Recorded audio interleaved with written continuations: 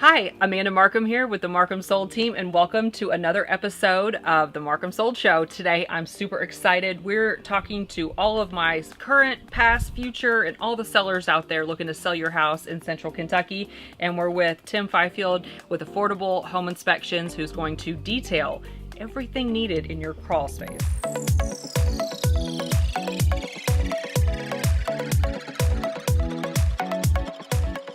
All right, Tim, so tell us about, so we're getting ready to put our house on the market, and you know as well as I do, crawl spaces are just very dramatic sometimes. They can be. So we want to have a non-dramatic crawl space, and we want everything to go really smoothly. So what are the things as a homeowner and seller getting ready to list my home I need to look at and do in my crawl space? Okay. Well, with the crawl space, as you know, moisture is probably the number one thing that can cause damage to a home. So the first thing you do when you access your crawl space, whether it be from a side door or you got a walk-in, depending upon the style, first thing you look at is, do I have a moisture barrier? You definitely want a moisture barrier down. And it needs to cover all of it. All the floor, doesn't have to go up the sidewalls. Okay. Just needs to cover the floor. And I see so many times, for some reason, it's wadded up. Just go in and spread it all out. And if you're missing some somewhere, it doesn't have to be one big piece. You can go get a piece or whatever for that area from Lowe's and just lay it out. You just buy a roll of plastic and stretch it out. Perfect. It's very easy to install. Okay. After you have, we make sure that we have a moisture barrier down. Typically before I go into a crawl space, I recommend you go around the house and turn on every shower, tub, faucet, all your water in the house, have it flowing. That way it's going to save you some trips into the crawl space, because what you want to do once you go into the crawl space is listen and see if you see any leaks anywhere around. That'll help you pinpoint the fact of whether or not you need to get a plumber in there to make some repairs. The second item we normally look for is what's laying on the ground.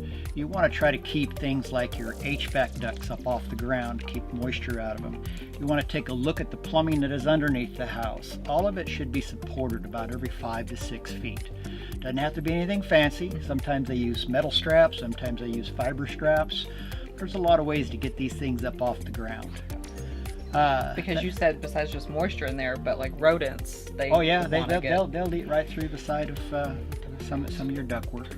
And they can be destructive, and so can raccoons and a few other things. Yes. He's seen it all. At any rate, the other thing you're going to look at, of course, is going to be your foundation. Now, if you have major foundation movement, you don't even need to get on your hands and knees. Typically, when you walk around the outside of your house, if you can see some of your crawl space, you're going to see some major cracks that may need to be addressed. Typically on concrete block, you'll see what we call stair-step cracks. They're normally very small in nature and typically nothing to worry about. However, if it does get wider at the top and narrow at the bottom, there is some structural movement going on, and you may want to contact one of your local contractors and get some advice on that. We like to keep the moisture out as much as possible.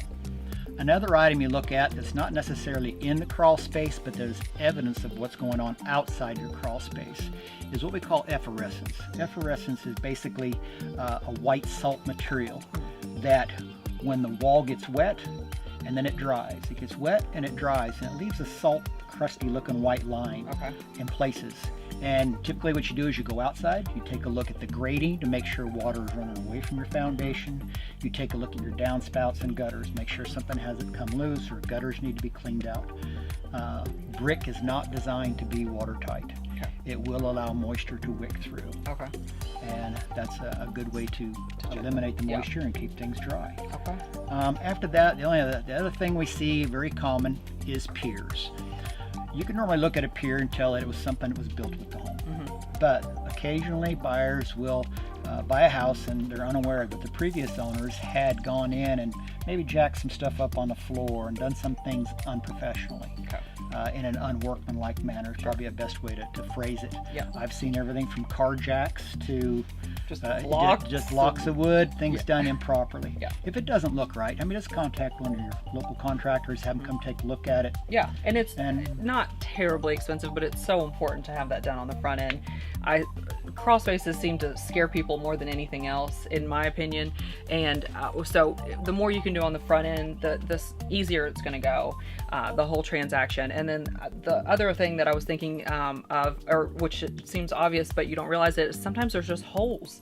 like where like wires come in or pipes or Yes. old pipes or just caulk, like if it, or Well, we caulk, call right? them wall penetrations. Okay. And the idea is to keep the insects out and to keep mice out and to keep moisture out. Here again, moisture number one. That's so easy to do. it And you is. can see it on the outside, on the inside, anywhere. And like sometimes even if it's below grade, that's where water can come in. So it's not that your, you know, basement or crawl space is leaking. Like the act, you know, it's not anything serious. It's just where those That pipes little come hole's in. It just needs to be recaulked. It just Yes. doesn't live forever. One last item, and I've been seeing this a lot this spring, Yeah.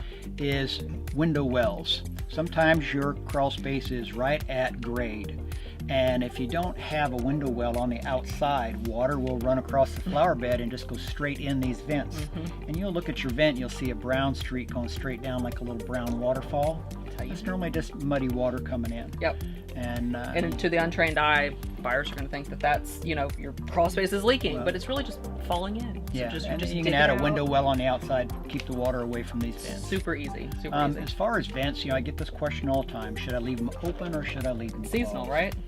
It is seasonal, and actually they're leaning more towards keeping them closed nowadays. Talk Okay. with your local HVAC company.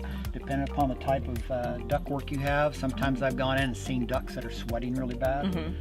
Get some advice from them. They're gonna tell you whether or not they should be open or closed also. Okay, awesome. Well, those are some great tips. I have a list of all of these things as well. So if you're thinking about selling your home, I can send you that list in a checklist version because I like checklists. And we really appreciate your time, Tim. And if you're interested in selling your home or knowing its current value, reach out anytime. Thank you so much.